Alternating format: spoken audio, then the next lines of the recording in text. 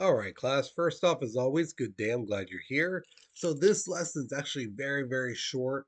Because the thing is, you guys are a little bit ahead than I'm kind of used to. Usually when we start the industrialization, we're already in like GP like 8.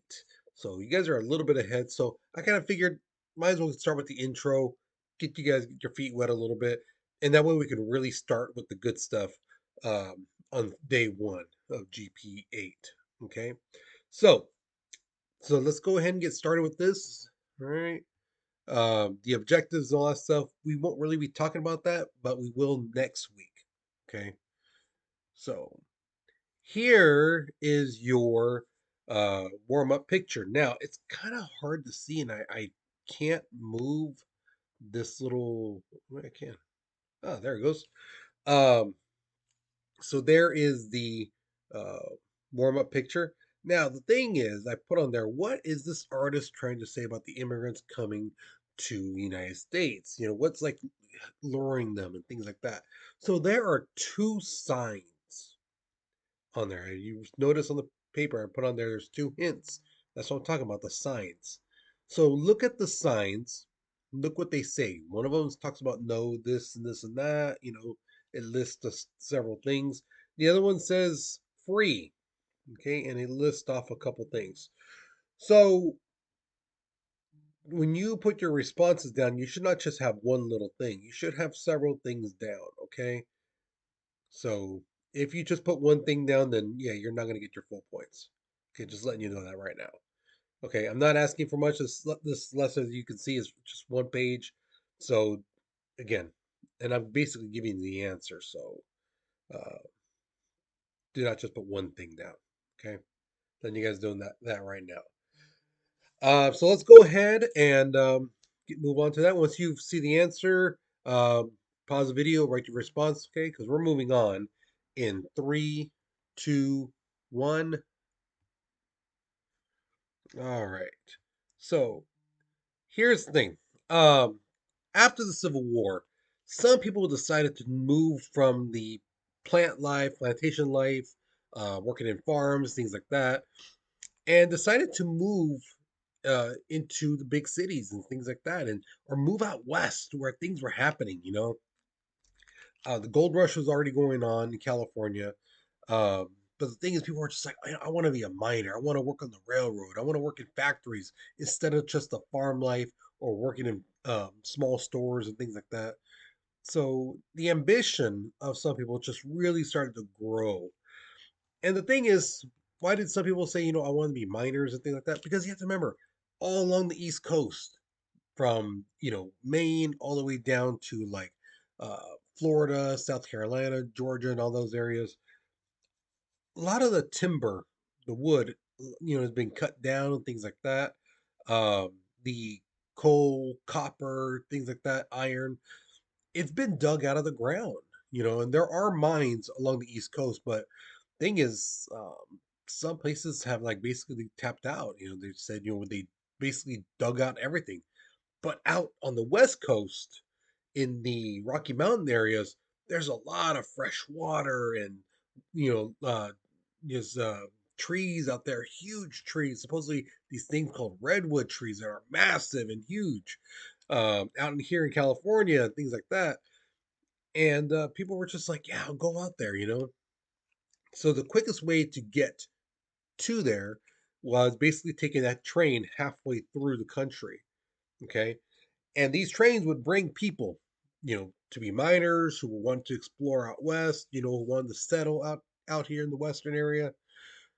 But when the trains turned around, they would be loaded with all the timber, fresh water, minerals, things like that. So yeah, okay. So on the way to the west, they'd bring people, and when it went back east, it would take the resources back to the East Coast. Okay. Now, one of the biggest things in demand was petroleum. Okay. Petroleum is another word for oil. Okay.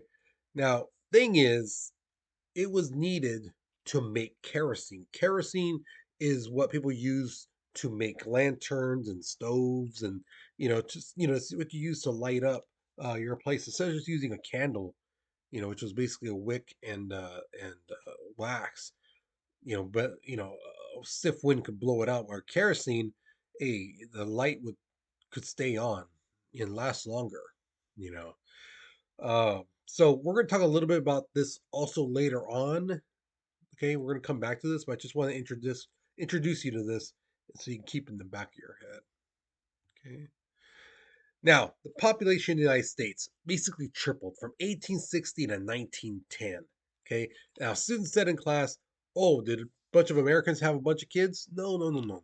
What happened was because of all these jobs and things like that, and how people are being treated around the world, some people were like, you know what, I'll just go to America. And, there are stories of people, picking gold from the streets and living very nice, healthy, beautiful lives full of freedoms and things like that. And so people who been oppressed and people who've been held down uh, in other countries around the world, Ireland, Scotland, France, Italy, Middle East, Germany, people, they decided to come here to the United States, because they're hearing all this great stuff. Now here's the thing: we are going to talk a little bit about the immigrants coming from Europe, but we're not going to do a main focus on them because the thing is, it's been done before. There's a lot of movies and documentaries about the immigrants from Europe, from the Italians and the French and the Irish and things like that. So much has been talked about them, but my main focus is going to be when we really get into this is on the Asians, the people coming to the West Coast, because that affects us. And that's a story of us. And also, there's not many like uh, history teachers I've seen who talk about the Asian immigrants, what they went through, what their ordeal was like, um, how they were treated compared to their European counterparts and things like that. So that's what we're really going to look at. Okay, so excuse me. So sorry about that. So yeah, we're going to be focusing on that a little bit later. Excuse me. My goodness.